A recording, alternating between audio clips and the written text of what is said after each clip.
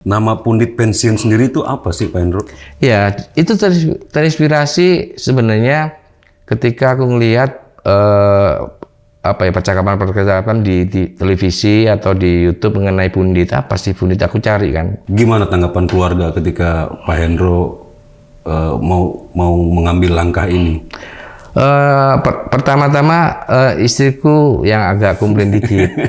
Biasalah. Biasa kan. Berbagi cerita bermakna di Pundit Pensiun. Selamat sore, Cak Pundit. Sore, ini gua hari ini merasa seperti di sidang pengadilan aja.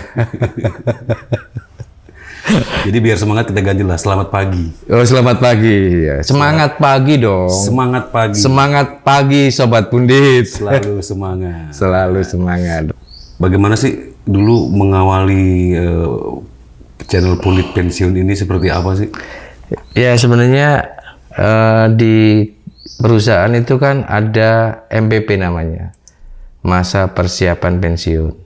Sebenarnya bikin channel ini nggak ada plan lah mengarah ke arah sini ya sebenarnya awalnya.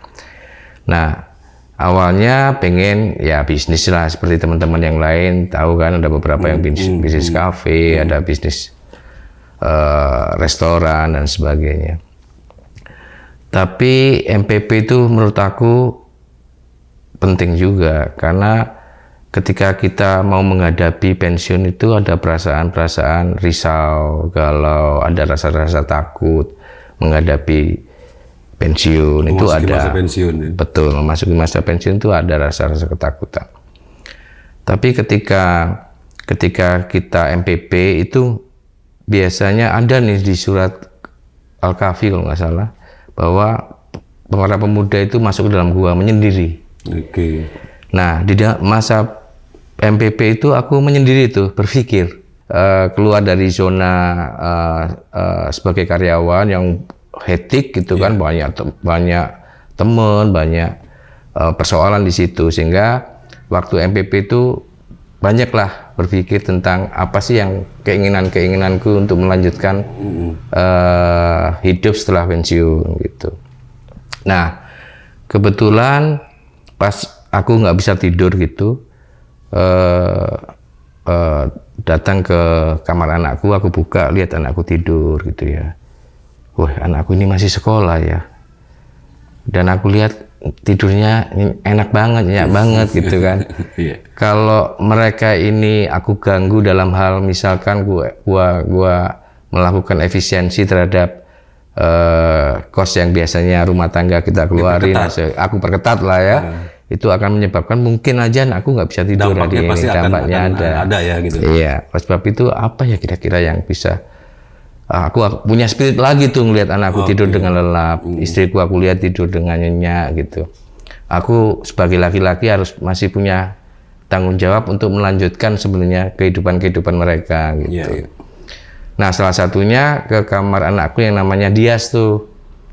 Ya, anak nomor 2 ya. Anak nomor 2 ya. Anakku kan 3 tuh ya. Pertama Dandi udah kerja tuh di BCA. Kemudian nomor 2 ini masih kuliah. Dulu dia kuliah di perfilman. Dijalaninya 1,5 tahun dan pindah jurusan ke Maskom. Sehingga kamera yang aku beliin itu diletakkan gitu di mejanya. Nah, begitu aku lihat kamera itu muncul inspirasi. Muncul inspirasi apa ya yang kira-kira aku mau bikin? Wah, aku harus mengoptimalkan apa ya aset yang sudah aku beli, sehingga itu yang nyebabin hari berikutnya aku berpikir lagi nih, menginspirasi karena ketenangan malam dan sebagainya menyendiri itu membuat muncullah inspirasi tadi membuat channel. Apa kira-kira temanya dan sebagainya. Loh, aku kan mengalami perasaan-perasaan ini di pensiun nih. Ya, kira-kira apa sih yang perlu supaya nggak ada muncul perasaan-perasaan ini, dijawab lah, ada jawaban lah gitu ya tentang perasaan-perasaan galau itu. Sehingga muncul, aku harus mengulas nih para pensiunan yang sebenarnya ini bukan sesuatu permasalahan, kalau ada solusi Iya, iya. di pikiran-pikiran kita untuk menciptakan ya keinginan untuk bisnis lagi atau kerja lagi, atau bahkan hobi-hobi kita yang terdahulu bisa kita fokuskan dan hobi bisa menciptakan pendapatan misalkan. Iya, iya. Nah, salah satu yang kepikiran itu tadi mengulas tentang para pensiun dan orang-orang yang mau mempersiapkan masa pensiunnya, sehingga terinspirasi, termotivasi dengan video-video yang aku mau bikin gitu. Oke. Itu akhirnya setelah pensiun pas tanggal 22 kalau nggak salah, 22 Desember, aku kan pensiun di 11 Desember. Take video pertama itu di tanggal belasan lah ya, belasan. Kemudian tanggal 22 ada video yang pertama tuh. Oh, berarti itu nggak jauh ya? Maksudnya eksekusinya memang cepat ya, Pak? Cepat. Karena aku udah bulat bahwa sebenarnya apa ya, kebahagiaan lah ya yang diperlukan ketika menjalani masa pensiun sih. Itu yang paling penting. Oleh sebab itu ketika gua mendapatkan aktivitas baru gitu kan, dan mengawali video baru itu ketika wawancara selesai gitu kan dengan narasumber tersebut, aku ngerasain rasa bahagia banget gitu. Aku bisa berbagi kebahagiaan. Orang yang aku wawancari happy banget. Sehingga itu yang membuat aku senang, akhirnya menjadi kayak apa ya, keinginan untuk cari narasumber baru untuk bikin video-video tadi. Dari setiap wawancara pasti ada pengalaman juga, ada. Oh, ada dong, ada Pengalaman, terus ada pembelajaran juga di situ. Ada. Nama Pundit Pensiun sendiri itu apa sih, Pak Hendro?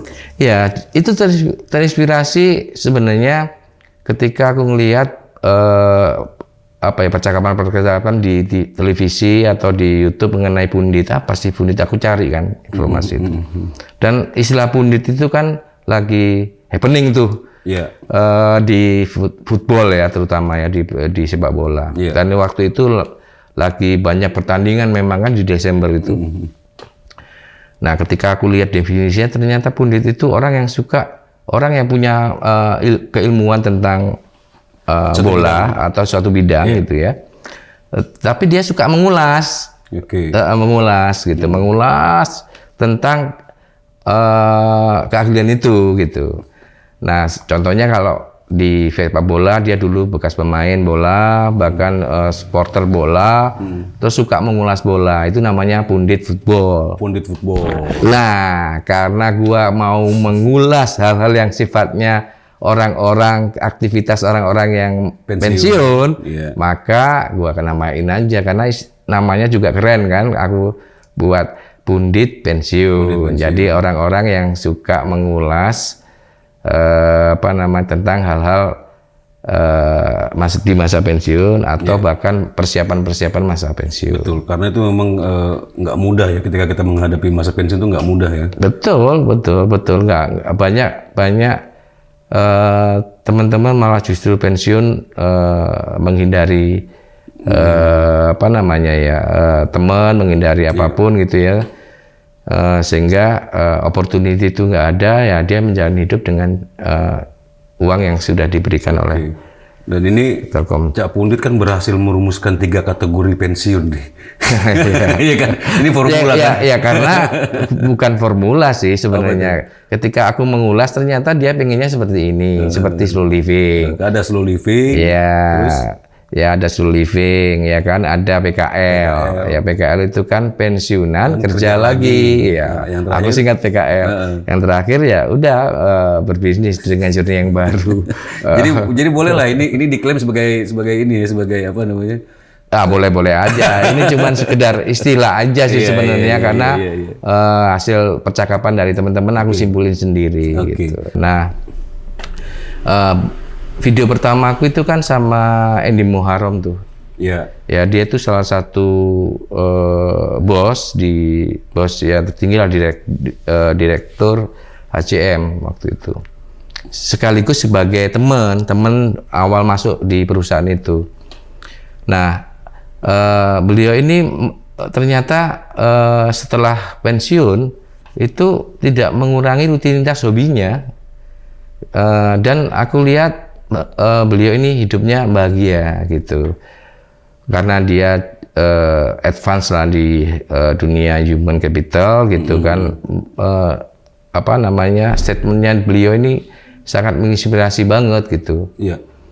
Kalau boleh saya kutip ini beliau ada quote-nya keren banget dan viewernya juga banyak banget. Dia bilang tuh 40 tahun harus terbebas dari hutang. Nah kira-kira Pak Hendro sendiri ketika pada waktu itu mau wawancarainya gimana gitu Pak, ngelihat seperti itu Pak? Iya, sebenarnya aku ketika Pak Edi Muharram itu ada statement seperti itu, 40 tahun itu apa namanya, dihilangkan utang-utangnya lah ya, tidak ada tanggungan gitu kan. Itu cukup relevan menurut aku, karena dengan umur 40 tahun itu usia emas, itu kadang-kadang ada gejolak tuh di emosi emosional, pengen keinginannya tercapai, apapun ya, misalkan pengen beli rumah yang lebih bagus dengan cicilan, malah justru di usia 40 tahun itu memang usia-usia yang rentan menurut gua. Nah, untuk preparation itu statementnya bagus banget. Di usia 40 tahun janganlah keinginanmu tadi lu lampaui dengan cara hutang. Nah, justru di usia 40 tahun itu utang-utang dan sebagainya itu dilunasi, dihilangkan, sehingga kita bisa mempersiapkan masa pensiun yang relatif lebih 15 tahun ya, untuk menabung lebih banyak. Ketika nanti setelah pensiun itu kita punya modal lah untuk melanjutkan hidup di masa pensiun. Dan itu menurut aku valid banget. Ya, itu ya banyak juga orang yang komen di situ. Betul. Artinya juga ternyata memang pengalaman dari Kang Andi Muharram sangat dibutuhkan. Betul, nah ini sebelum kita bicara ke narasumber lain, gimana tanggapan keluarga ketika Pak Hendro mau mengambil langkah ini? Pertama-tama istriku yang agak komplain dikit. Biasa kan. Harapannya dia di masa MPP itu enjoy banget. Karena selama hampir 30 tahun ya maksudnya. Iya, 30 tahun itu kan jarang aku itu berdiskusi, ngobrol berlama-lama, quality time sama quantity lah ya. Quantity-nya itu relatif pokoknya jam hari-hari sibuk banget lah aku. Kadang pulang kantor itu bisa jam 10 sampai rumah, jam 11 sampai rumah. Dan pagi-pagi harus berangkat lagi. Tapi setelah berjalan akhirnya ketika aku ajak dia mau, ketika di Bu Idang. Waktu di Bogor. Ya, waktu di Bogor. Ketika aku wawancarai Bu Idang ini, dia kayaknya seneng gitu, ketawa-ketawa. Sama dengan ketika aku mau cari orang ya, senang banget gitu. Nah, ketika selesai pulang dia ngerasa, iya ya, bagus juga ya kayak gini ya. Iya, makanya aku ajak supaya tahu. Iya deh. Ya, akhirnya dia mendukung tuh, malah justru dia ngasih narasumber. Oh, saudara dong, jangan temen aja gitu kan. Mang Husni itu itu dari istri tuh, Profesor Dr. Husni Tamrin. Terus Om John yang tentara yang marinir itu kan itu termasuk salah satu viewer yang paling tinggi kan. Nah itu dari istri itu suruh istri juga mendukung ya akhirnya ya. Nah ini coba kita ulas konten-konten yang sudah berhasil diupload dari Pundit Pensiun ya.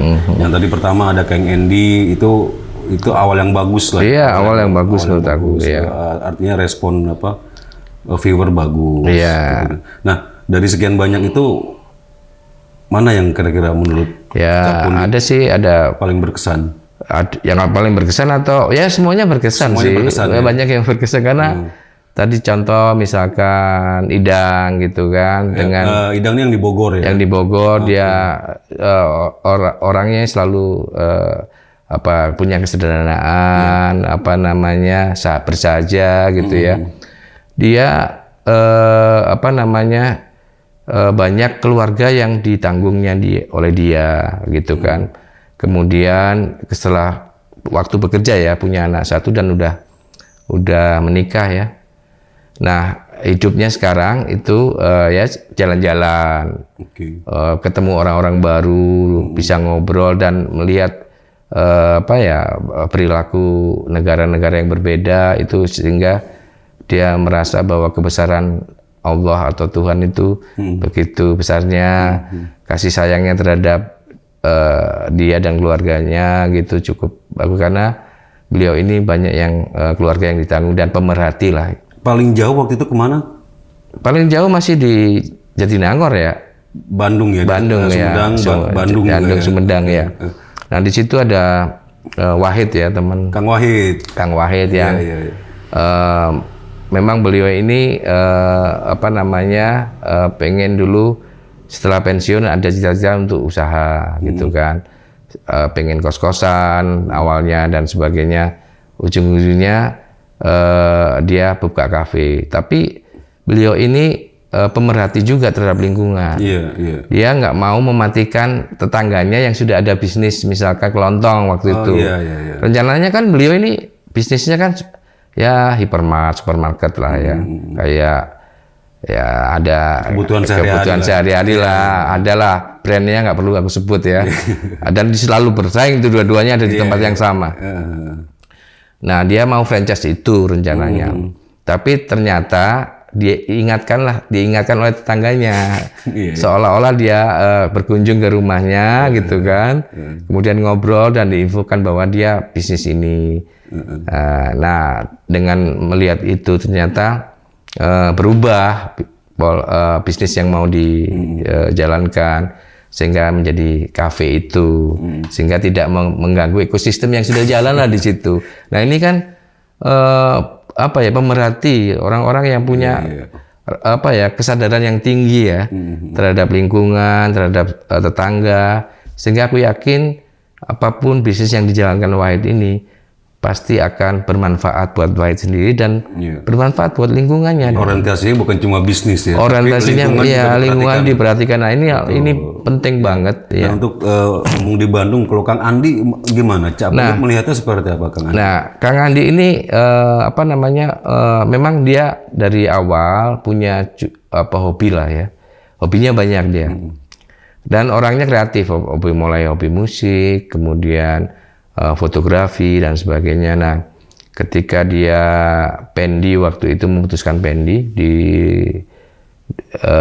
tahun 2015 kan nggak salah. Pensiun itu pensiun dini.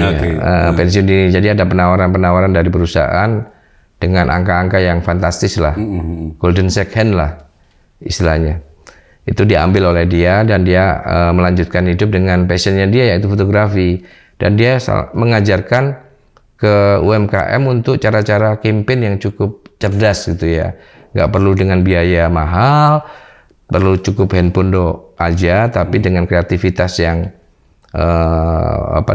penyinaran yang baik, pencahayaan yang baik, itu menghasilkan dengan foto pakai handphone aja itu kualitasnya bisa menghasilkan kualitas yang sama, yang bagus. Menularkan ilmu lah. Ya, memberikan ilmu. Dan ini salah satu ilmu yang ke UMKM ini kan bermanfaat ya menurut aku. Nah, ilmu yang bermanfaat itu menurut aku pahala.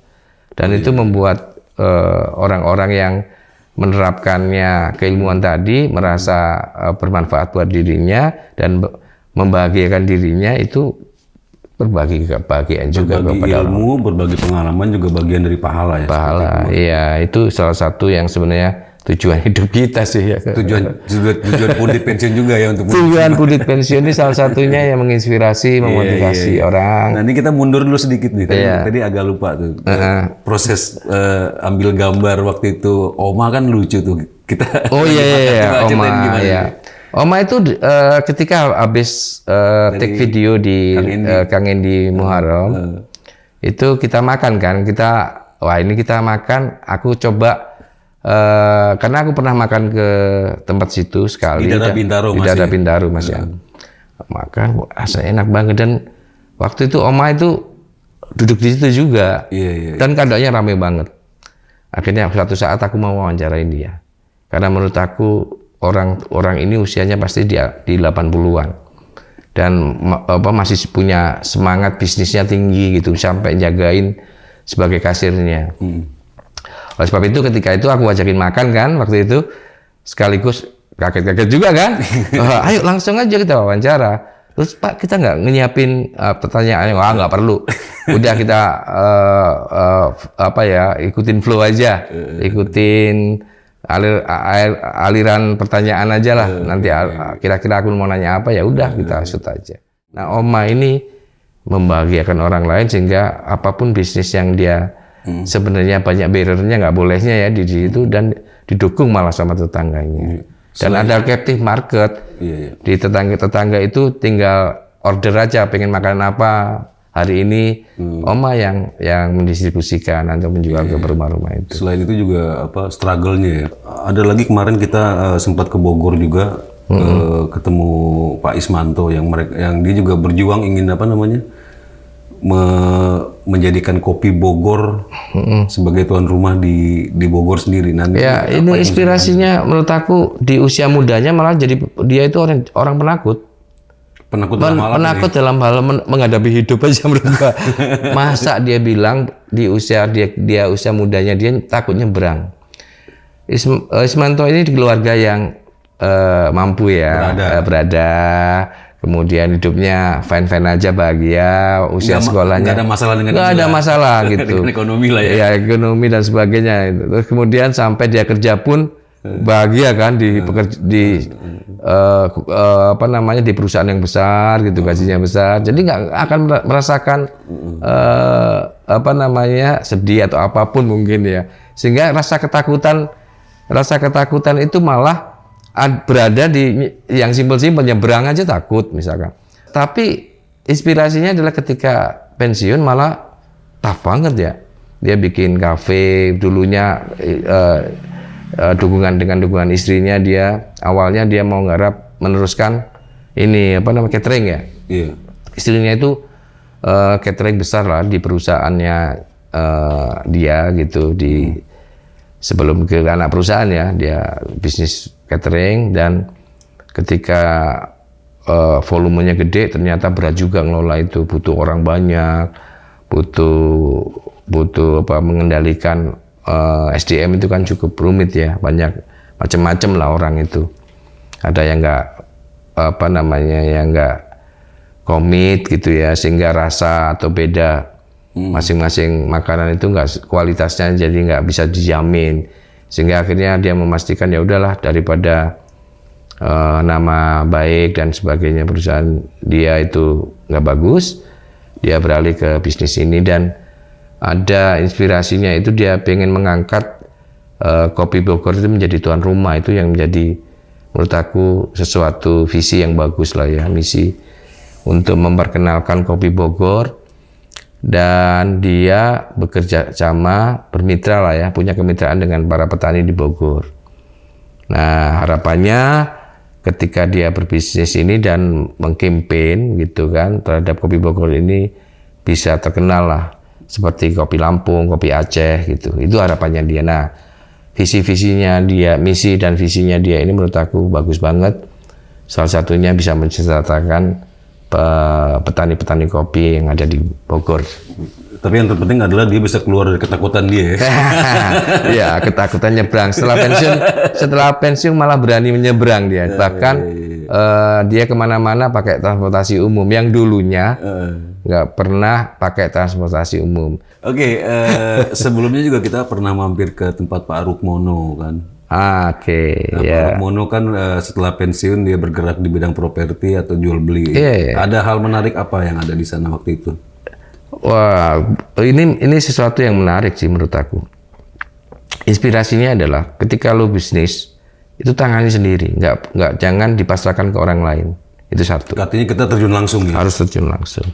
Dan beliau ini Pak Rukmono dan Pak Unggul ini, kalau Pak Rukmono ini pernah jadi posisinya paling tinggi ya, direksi di anak perusahaan. Kalau Unggul ini di middle lah gitu, tapi perusahaan.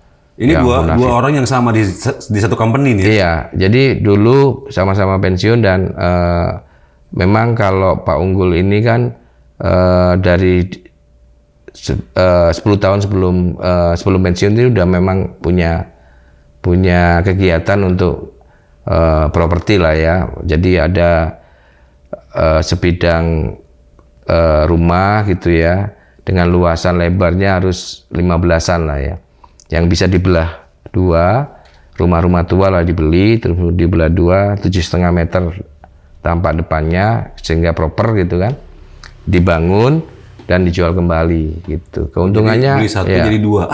beli satu dapat dua. Luar biasa ini apa namanya, informasi menginspirasi.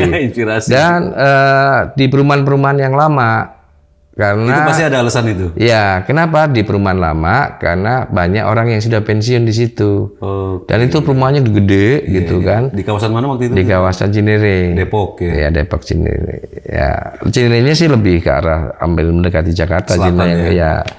Jadi dia beli, kemudian dibelah dua, dibangun. Karena rumahnya udah tua, dirobohin semua. Iya. Dan itu menjadi value added ya di bisnisnya dia. Rumah tadi yang nilainya misalkan dibeli cuma 2M gitu, dijual dengan harga 5M gitu. Inspirasinya dari Pak Rukmono ini, yang dulunya itu banyak pegawainya itu melayani kan. Kan direksi kan dilayani semua kan. Oh iya. Dengan tunjuk lah. Iya, dengan nunjuk doang udah. Sekarang Selesai. Sekarang ini dia dengan bisnisnya properti ini malah ngurusin kasbonnya tukang gitu kan. Itu lucu banget kan. Tapi itu jauh banget. jauh banget itu kayak bumi dan langit. Jauh, tapi dia lakukan dengan bahagia gitu. Tadi dia bilang apa? Jalani sendiri bisnisnya. Jalani sendiri, dan dia nggak merasa bahwa fasilitas yang diberikan perusahaan dulu itu menjadi kebahagiaan atau menjadi kebanggaan dia. Malah justru itu jadi fasilitas yang diberikan itu menurut dia itu cobaan aja buat dia, sehingga dia tetap memperhatikan masyarakat kecil. Kalau dari Kang Haris, apa yang Cak Pundit dapat inspirasi dari situ? Kalau Haris ini tipikalnya hampir-hampir sama ya. Hampir-hampir sama dengan Pak Rukmono. Jadi dia itu mengalir aja, hidup itu fasilitas itu menurut dia bukan kebanggaan lah, gitu kan. Nah, ketika pensiun dia itu justru menjalani pensiun itu dengan tidak ada perasaan-perasaan yang jabatannya tinggi loh, Vice President loh. Oh iya. Vice President, tetapi ketika dia pensiun malah lebih bahagia menurut aku, karena bisa sepedaan kemana-mana. Ya kan, Vespaan ke Solo dia itu, terus menjalani rutinitas sama golfernya, masih golf, sering golf. Nah ya, kemudian anak-anak juga sekolahnya kan di luar negeri dan udah kerja di luar negeri, sehingga dia menjalani hidup itu cukup bersahaja aja menurut dia. Berarti mengalir aja. Lebih ke slow living lah ya. Lebih ke slow living sih sebenarnya dia. Ya karena tadi dia sama istrinya kan sama-sama kerja ya, dan di perusahaan. Apa istilahnya kalau dua kerja? Double gardan gua bilang. Nah, double gardan ini sehingga dia punya tabungan yang cukup besar gitu kan, sehingga dengan hidup dengan tabungan ini menurut dia sih katanya masih cukup. Berarti untuk ada financial freedom kalau menurut Cak Pundit ya. Iya, gua selalu ngomongin tentang financial freedom gitu. Oke, ini di masa pensiun. Narasumber yang kita terakhir kemarin datang itu ke Yendi ya? Apa Yendi? Yendi Rinaldi. Dia juga resign ya? Justru dia resign ya, di usia 40 tahun kan, usia emas. Iya. Apa yang Cak Pundit dapat pembelajaran apa dari sana itu? Ya, sebenarnya kalau dari keluarganya beliau kan ini kan pegawai ya, bapaknya Depkes gitu kan. Tapi memang banyakkan orang Padang itu suka dagang ya. Berniaga gitu orang dagang. Karena beliau ini dari Padang. Nah, ketika menjalani hidup yang tadi ya sebagai karyawan itu kan ada batasan-batasan fix itu, pasti ada kepastian, waktu kerja juga sama. Kadang-kadang kreativitas kita, keinginan-keinginan kita itu harus menyesuaikan dengan organisasi gitu. Ada atasan yang punya pola pikir juga, cara berpikir dan punya plan juga, sehingga plan-plannya dia terhambat. Nah, orangnya memang idealis dan nggak betah, nggak pengen kerjanya itu cepat gitu, keinginan dia itu bisa dilaksanakan. Padahal di perusahaan kan nggak bisa seperti itu. Sehingga waktu itu dia mutusin keluar karena tadi dia nggak bisa, kebahagiaannya dia nggak dapat ketika tidak terwakili di situ. Iya, kebahagiaannya dia sebagai karyawan nggak dapat tuh di situasi ketika itu ya. Walaupun perusahaan waktu itu lagi lagi moncer-moncernya tuh, revenue lagi tiap tahun itu double digit terus tuh pertumbuhannya. Nah, beliau resign. Nah, karena idealisme dia berbisnis, dan menurut aku orangnya gigih ya. Orang-orang Padang itu kan, orang-orang Sumatera itu cuma punya jiwa rantau tinggi, punya kegigihan. Sehingga ketika dia berusaha, ya usahanya cukup bagus lah, ada kafe ya kan. Dan juga jadi YouTuber deh. Ya, kemudian terakhir karena dia selalu belajar orangnya kan.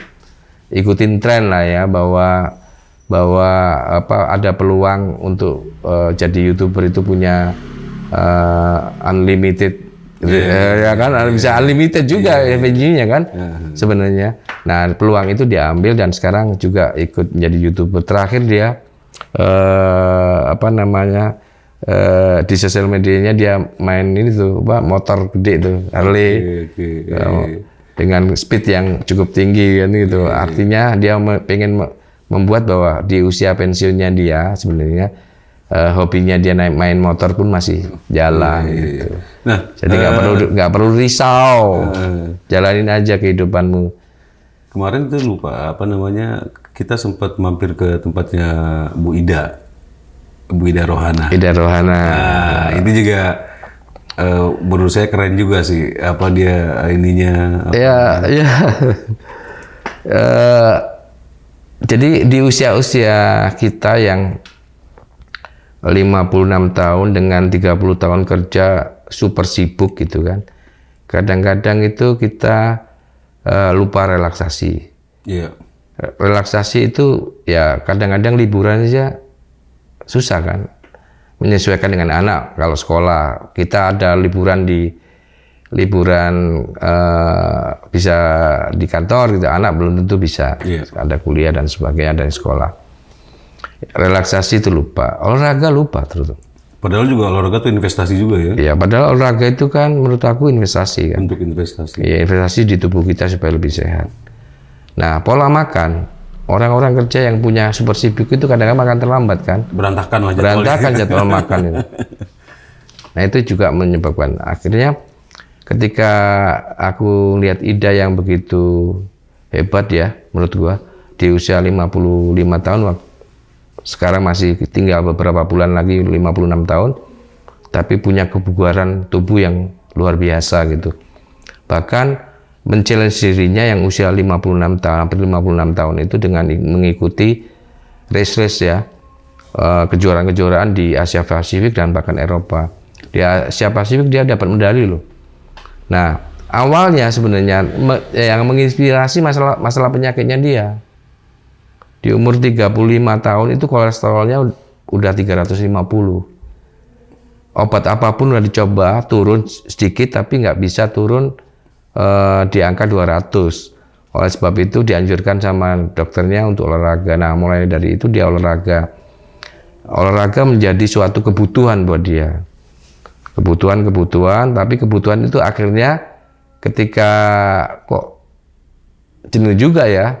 Ketika olahraga kok gini doang gitu kan, ingin meningkatkan ke level tertentu, yaitu ngikutin race di luar negeri, sehingga itu menjadi kepuasan. Dan bahkan nanti di April tahun ini nih, di April jadwalnya pada April, Mei sampai Agustus dia ke Jepang ya kan, ke Taiwan, ke Hong Kong untuk ngikutin ke Thailand juga ke Bangkok.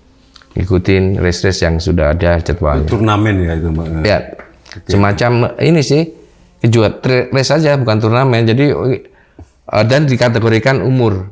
Jadi ada umur yang 30, ada umur, nah umur yang 50 ke atas ini sedikit. Bahkan di Eropa itu sedikit sekali yang ngikutin race karena cukup berat sih. Jadi inspirasinya adalah di umur yang udah ya boleh 55 kan juga udah muda lagi. Tidak muda lagi. Dan ketika dia menjalanin terinspirasi untuk menurunkan kolesterolnya, ketika usia 56 tahun ini diukur body age-nya dia dengan usianya usianya dia kelahiran. Usia kelahirannya 56 tapi body age-nya itu di 40 dia bilang ya. Iya, iya.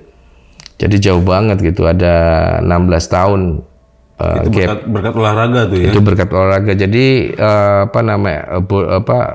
struktur bodinya, organ tubuhnya itu seolah-olah di usia 40 tahun. Luar biasa. Nah, ini di kalangan teman-teman Cak Pundit kan terkenal Cak Pundit nih orangnya out of the box. Out of the box. Jadi kalau teman-teman itu kadang-kadang bilang ke aku bukan out of the box. Bukan auto, no box. No box. Ya, nggak ada box. Lebih luar lagi. Iya. Nggak ada sekat-sekat yang membatasi katanya. Seberapa no box sih? Seberapa nggak punya kotak sih? Sebenarnya gua itu karena suka membaca, suka ngeliat. Apalagi sekarang ada YouTube gitu ya, informasi apapun ditelan gitu ya.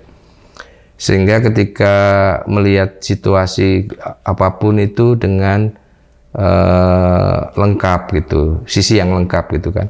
Kadang-kadang orang lihat itu tampak depan, tampak samping gitu doang. Kalau aku melihat situasi apapun gitu ya, itu secara lengkap. Bahkan kalau mobil pun itu jarang orang lihat sisi bawahnya ya.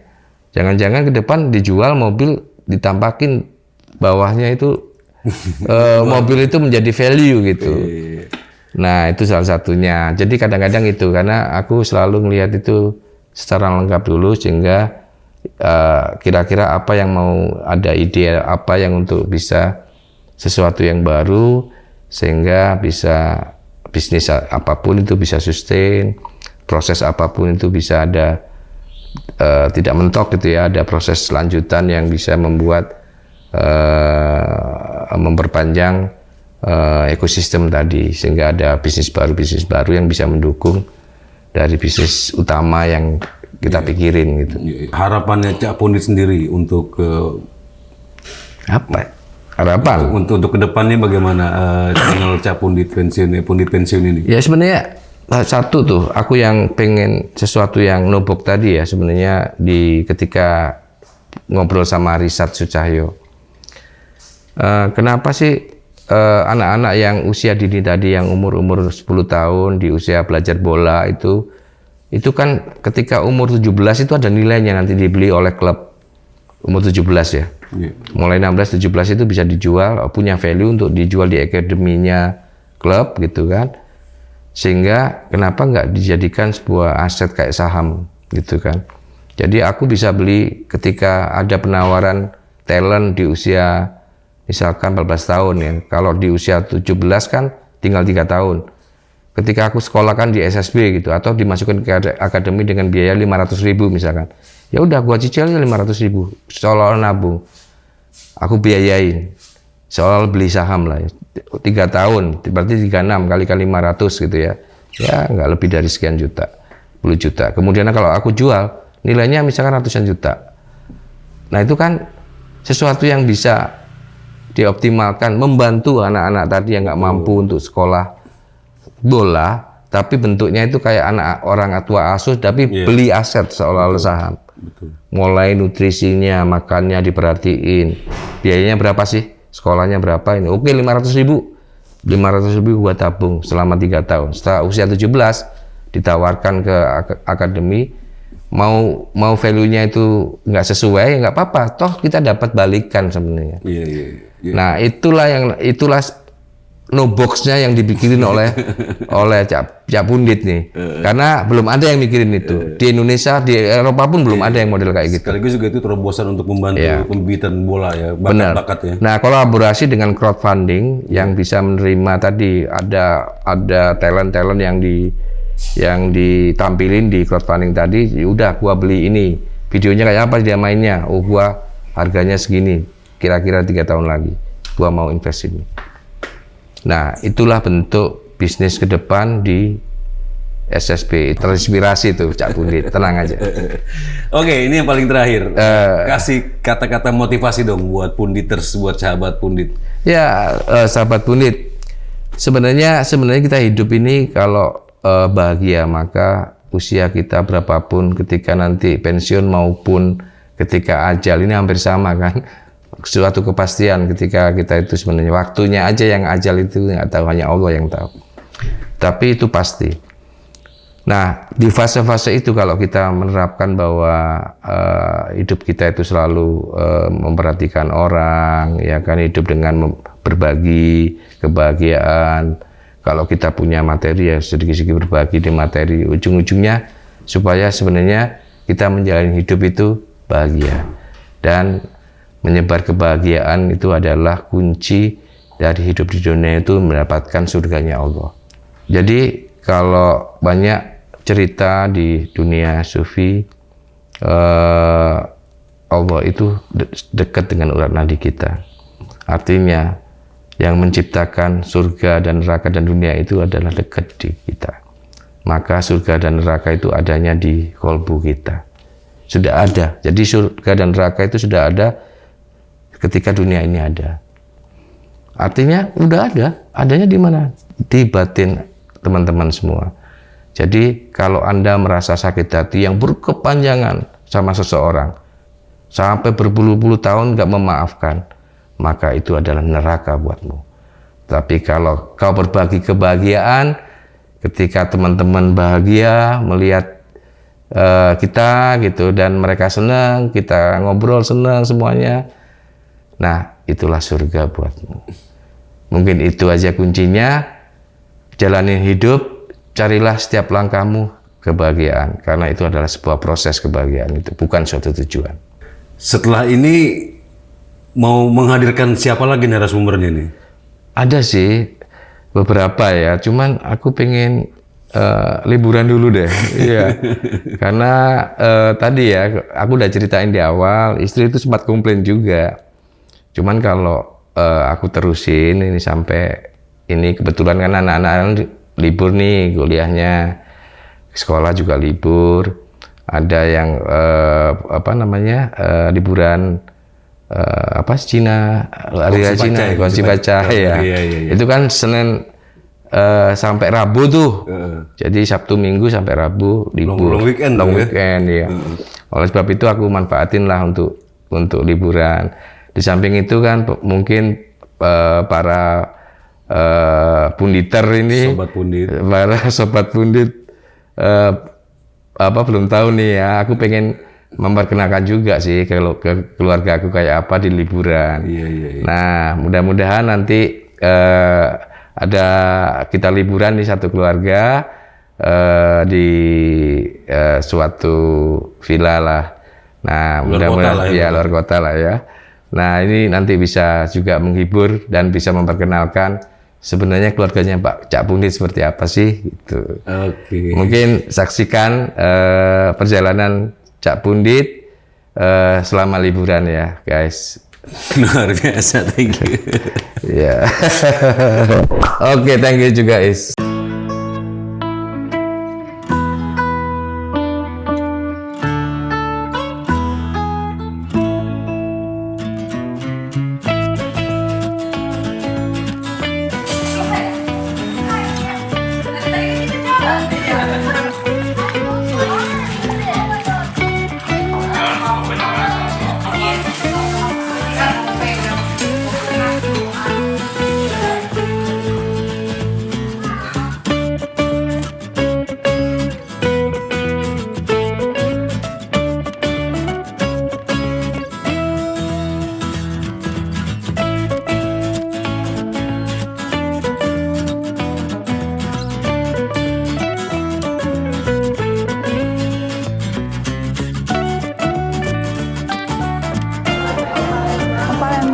Palembangnya. Woi, pakai topi. Belajar itu keren. Ngabo kata Kaneta. Sering kan. Mau main apa? Oh, play pop. Terus TV-nya kemana?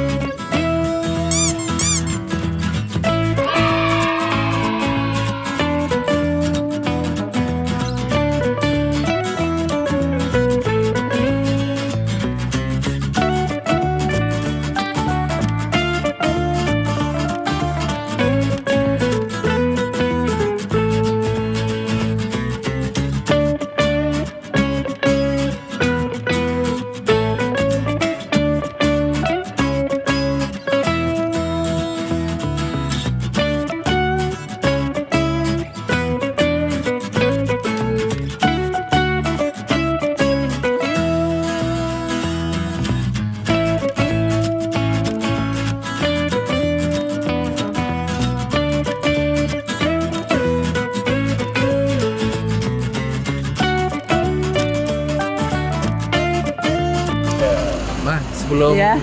ke sini di mana dulu sih sebenarnya? Jakarta. Dari Jakarta ke sini. Iya, dipindah ke sini. Nah, ketika itu ayah pangkatnya apa waktu pindah ke sini? Kalau nggak salah masih apa namanya? Wow. Letkol. Letkol. Oh, masih letkol. Nah, yang tadi kita lewati itu rumah pertama. Pertama kali ke pertama, ya. Jakarta datang tuh ke sana. Oh. Nah, dari situ sebentar di sana, Heeh, baru pindah ke sini. Ya. Nah, ini di sini tinggalnya berapa lama?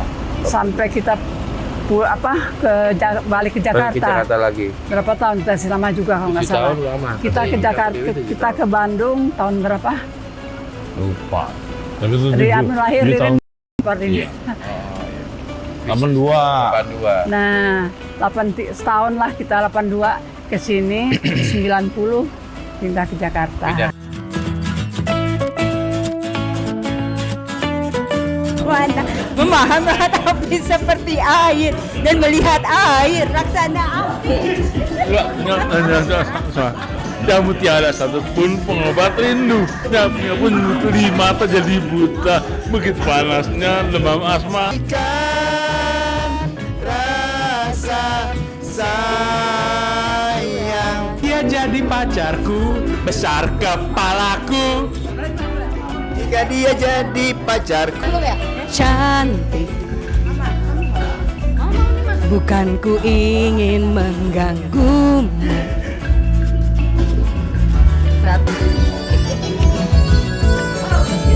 Halo, makasih pertemuan malam ini rame-rame ya. Insya Allah akan ada lagi. Insya Allah.